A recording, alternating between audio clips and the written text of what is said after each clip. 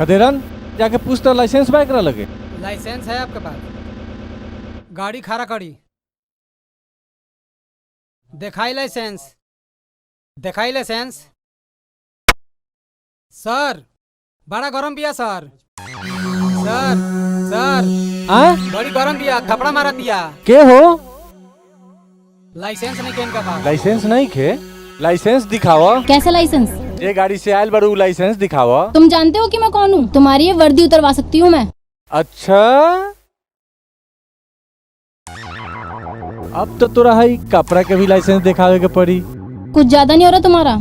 हाँ तो लाइसेंस तो दिखावा ही के पड़ी कपड़ा के।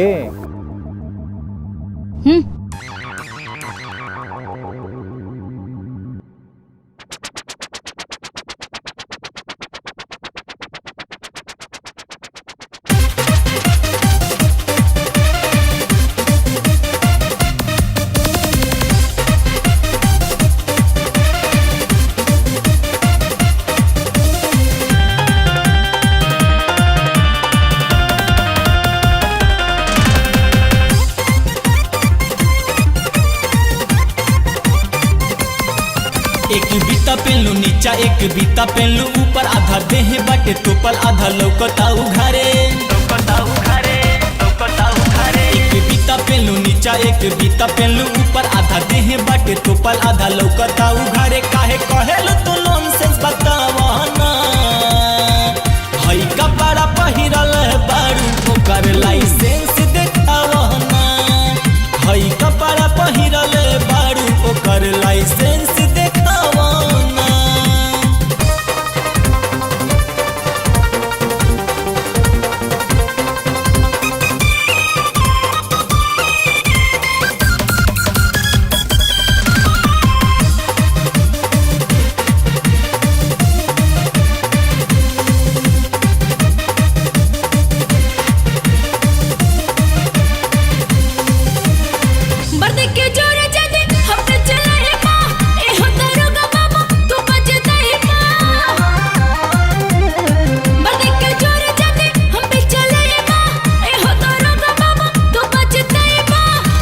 हमसे चैलेंज लगावो ना। हई कपड़ा पहिरल बारू, ओकर लाइसेंस देखावो ना। हई कपड़ा पहिरल बारू, ओकर लाइसेंस देखावो ना।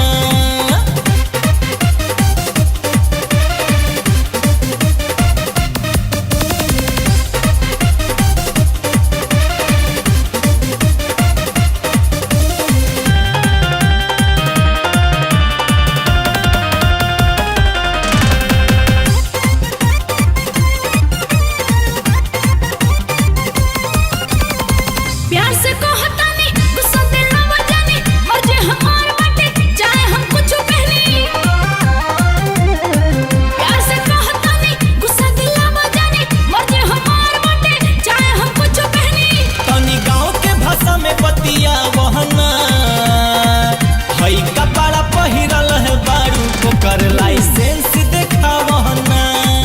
हई कपड़ा पहिरल बारू, ओकर लाइसेंस देखावा ना।